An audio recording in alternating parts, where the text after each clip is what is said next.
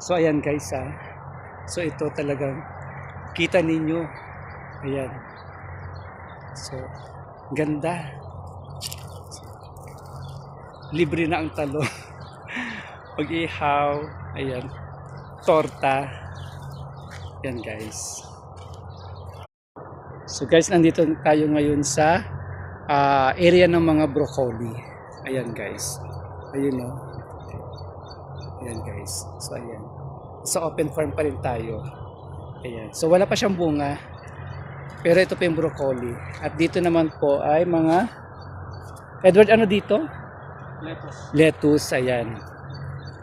Lettuce to yung bilog. Ayan. Ayan guys. So ito, makikita ninyo. Ayan. Ang ganda. Korte bulaklak siya.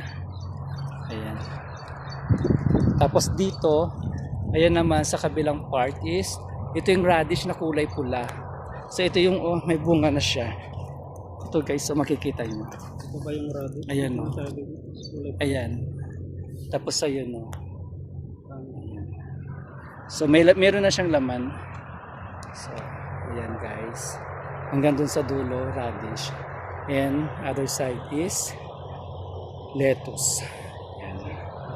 So ayan guys. Ito. And ayan, tamar. Tamar. Ang tawag nila sa dates. Tamar.